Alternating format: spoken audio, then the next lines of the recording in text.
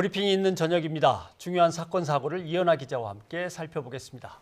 어서 오십시오. 안녕하십니까? 예, 첫 번째 소식은 뭡니까? 네, 아까 오프닝 때 말씀해 주셨죠? 네, 바로 제주 해군기지 관련된 경찰청 진상조사위의 결과 내용입니다. 일단 조사위의 결과는 크게 두 가지로 나눌 수 있는데요. 인권 침해가 있었다. 그리고 이 유치와 건설 과정 내에서 정부, 국정원, 해군, 경찰 등의 국가기관이 부당하게 개입했다. 이런 내용입니다. 인권 침해가 있었다. 정부기관이 부당하게 개입을 했다. 이게 구체적으로 어떤 내용입니까? 네, 일단 진상조사위의 이야기를 직접 들어보시고 설명을 드리겠습니다. 네. 전 과정을 살펴보면 정부와 제주도는 주민들의 의사가 자율적으로 또는 적절하게 형성되는 것을 기다리지 아니하고 이를 무시한 채 제주 해군기지 사업을 결정을 한 셈입니다. 네, 이 진상조사위는요, 이 강정마을 해군기지 최종 후보지로 선정되는 이 과정에 주목을 했습니다. 2007년 4월 26일에 강정마을에서 주민총회가 열렸고 이 과정에서 해군기지 유치가 결정이 됩니다. 그런데 이 총회를 결의할 때 주민들의 참석률을 봤더니 4.5%만 참석을 합니다. 그리고 심지어 포결이 아닌 박수로 결정이 됐고요. 또 총회 소집 공고, 안내 방송은 전혀 없었습니다. 또 진상조사위 조사 결과 해군은 당시 마을회장 을 운영하던 민박집을 회의 장소로 사용을 하며 매월 일정액을 지불하고 또 해군기지 찬성 주민들에게 식사 등 향응을 제공한 사실까지 드러났는데요. 어쨌든 이런 과정을 통해서 결정이 됐다고 이제 국방부는 판단을 해서 6월 8일 같은 해 제주도로 이제 결정을 하는 것을 수용하게 됩니다. 하지만 주민들은 이제 반발을 하게 되고요. 당시에 마을회장을 해임 후에 19일 다시 총회를 열기로 했는데 이 과정에서 투표함이 탈취되는 사건까지 발생을 합니다. 이 투표함 탈취 사건을 조금 말씀을 드리면은 해군기지 사업 추진위원회 사무국장 지시를 받은 해녀들이 이 투표함을 탈취하게 되고요. 당시 현장에 이제 아수라장이 있었고 경찰 신고까지 있었지만 현장을 제압하거나 별다른 조치는 없었습니다. 그리고 8월 20일 우여곡절 끝에 총회가 열려서 투표가 됐는데 결과를 보시면 반대가 680표, 찬성이 36표, 무효가 9표로 사실상 반대 입장의 결과가 나왔던 겁니다. 제주 강정마을 취재를 제가 했었기 때문에 기억나는 것은 아까 2007년에 이제 이 일이 벌어진 거 아닙니까? 근데 제주도에 해군기지를 하나 만들자는 거는 1993년 결정입니다. 그러면 무려 14년 동안 뭐 했나 하는 것은 다른 마을에 하려고 계속 다른 마을을 검토하다가 주민투표로 계속 무산된 거예요. 그러니까 주민들이 전혀 이거와 관련이 없던 강정마을까지 흘러들어오게 된 거죠. 그래서 강정마을에는 미리 대비를 단단히 하는 거죠. 군과 관과 국정원이. 그래서 이제 이런 일이 벌어지는데 주민들을 일단 찬성과 반대로 둘로 갈라가지고 작업을 했던 것 같습니다. 또 다른 문제는 어떤 것들이 지적됐습니까? 네, 그 경찰이 물리력을 동원해서 반대 활동을 했던 그 주민들을 저지하는 과정이었는데요. 이 과정에서도 인권 침해가 발생을 했습니다. 인권 침해 발생한 좀 내용을 말씀을 드리겠습니다. 폭행, 욕설, 그리고 신고가 된 정당한 집회를 방해하거나 무분별한 강제 연행, 그리고 특정 지역을 봉쇄하는 등 이동권을 제한을 했고요. 장기간 걸친 차량을 압수하거나 안전을 고려하지 않은 시위대를 해산하기도 했고 또 종교 행사를 방해하기도 했습니다. 또 불법적인 인터넷 댓글들도 포함이 됐었는데요.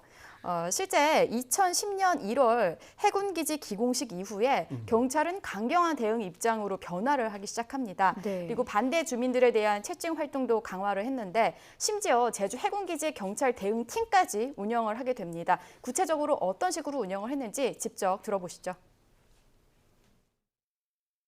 제주청 단위에서는 수사와 경비, 정보, 홍보 기능으로 구성된 제주 해군기지 경찰 대응팀이라는 걸 마련해서 운영을 했고요.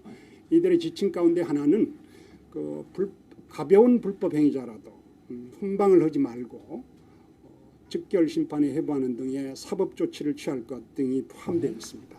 여기서 내가 네, 그리고 2011년 8월부터 다음해 9월까지 동원된 이 경찰만 19,000여 명이고요. 예. 이후에 심지어 뭐 집회 시위에 좀 미온적으로 대응을 했다라는 이유로 서귀포 경찰서장이 경질되기까지 했습니다. 예. 그리고 2007년부터 2018년까지요. 그 해군기지 건설 반대하는 주민과 활동가들이 697명이 체포 연행이 되기도 했습니다.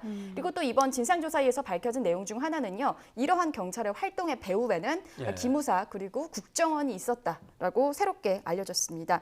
이 내용은요. 조사 과정에서 제주경찰청 관계자들의 진술을 확보해서 밝혀낸 내용들입니다. 네.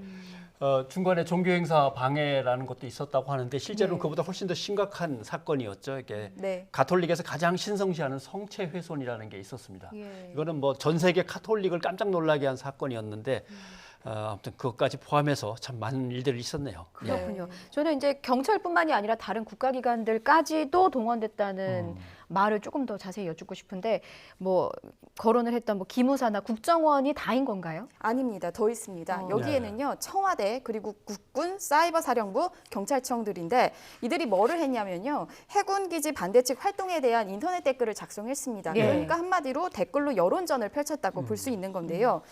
진상조사위는 일단 이렇게 부당한 행위를 했던 그 국가기관에 대한 진상규명이 일단 우선적으로 되어야 하고 예. 정부의 사과도 촉구한다라고 입장을 밝혔습니다. 네. 지금 반대했던 주민들은 어떻게 돼 있습니까? 네, 일단 여기에 대한 공식적인 입장을 내놨는데요. 국가 차원의 진상을 촉구한다는 건 너무나 당연한 것이고요. 예. 보도자료를 냈는데 잘못된 추진 과정에 대한 주민들의 사과를 요구한다. 그리고 국가 차원의 진상조사단을 꾸려서요. 입지 선정 과정부터 조사를 하자라고 이야기를 하고 예. 또 여기가 제주도지 않습니까? 예. 그래서 제주도 자치권이 짓밟혔다라고 이제 입장을 내면서 원희룡 지사도 지자체 차원의 이 진상조사와 관련자 처벌에 나서라라고 요구를 했습니다. 근데 역대 제주도지사를 좀 말씀을 드리면요, 뭐 35대 김태환 그리고 36대 우금민 그리고 37대 38대가 원희룡 제주도지사입니다. 예. 예. 그 주민들은 사실은 이런 관의 어떤 그 뒤에서의 배후 조종에 의해서 찬성과 반대로 갈라졌고 서로 모함하면서 또 싸우기도 하고 폭력 사태도 벌어지고 있기 때문에 나름대로 엄청난 트라우마를 갖고 있는데 이 트라우마에 대한 치유도 네. 지자체와 정부가 좀 책임지고 해줘야 될 것 같습니다. 예. 다음 소식은 제가 너무 관심 있고 충격적이게 받아들인 기사였습니다. 왜냐하면 저도 비슷한 경험이 있었거든요. 신림동으로 그런가요? 넘어가 볼까요? 예. 네, 신림동에서 무단 침입을 시도했던 사건인데요. 네. 어제부터 SNS를 통해서 알려졌던 것이고 오늘도 하루 종일 많은 분들이 관심을 가졌던 사건입니다. 네. 어제 새벽에 서울 신림동의 한 빌라에서 귀가하던 여성을 뒤쫓아가 집 안으로 들어가려던 이제 한 혐의를 받는 30살 조모 씨가 있습니다. 예. 아슬아슬하게 문을 열고 들어간 여성이 있는데 하지만 조 씨가 수차례 문을 두드리고 주변을 서성거리다가 현장을 떠났습니다. 예. 사실 조금만 늦었어도 아찔한 상황으로 이어질 수 있는 그런 상황이었던 영상을 거죠. 보니까 그게 뭐 단 1초 정도의 순간밖에 안 되더라고요. 네, 맞습니다. 그럼 조 씨를 어떻게 찾아냈어요? 일단 복도에 설치된 CCTV 영상 등을 중심으로 해서 탐문 수사를 진행을 했습니다. 예. 그리고 오늘 아침 7시에 경찰이 이제 조 씨를 긴급 체포해서 조사를 한 것인데요. 경찰 조사에서 밝혀진 내용은 이렇습니다. 조 씨가 일행들과 술을 마시고 귀가 중 신림역 인근에서 피해 여성을 발견 후에 집까지 따라갔다라고 진술을 했는데요. 예. 이제 그 다음이 중요합니다. 집까지 따라간 건 인정을 했지만 성폭행 의도는 없었다라고 해서 진술을 고수하고 있습니다. 아이고, 이 사건에 대해서 청와대 국민청원 게시판에도 글이 올라왔습니다. 강력하게 좀 처벌을 해달라는 청원인데 여론이 굉장히 뜨거운 상황이에요. 맞습니다. 사실 방송 전까지 청원글을 좀 확인하고 왔는데요. 예. 무려 39,000여 명이 이 글에 참여를 했습니다. 네.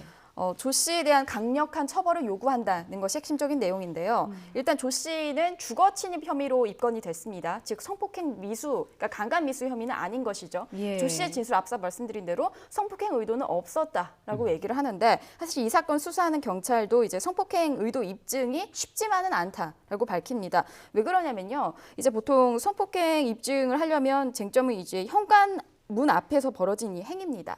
보통 강간 미수가 적용이 되려면 뭐 고의로 폭행, 협박을 해서 실행 착수가 인정이 되어야 하는데 과연 이 현관문 앞에서 이렇게 얼쩡거리거나 이제 문을 두드렸던 이러한 행위들이 폭행이나 협박에 해당이 되는지 이 부분이 또 하나가 있고요. 또 전문가들을 좀 취재해본 결과 실제 이 문 앞에서 벌어졌던 이 조 씨의 행위들이 의도가 사실 잘 밝히기가 쉽지가 않다는 거죠. 그러니까 뭐 강간을 계획을 했는지, 희롱을 계획을 했는지, 혹은 뭐 성추행 정도로 계획을 했는 것인지는 알기가 어렵다라고 하는 것인데요. 일단 경찰은 말씀드린 강간 미수 혐의까지도 좀 밝히는 데 주력을 하면서 수사를 이어가고 있습니다.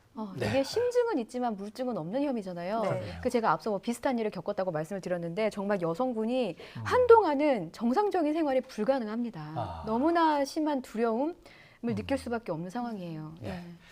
이현아 기자 수고하셨습니다. 감사합니다.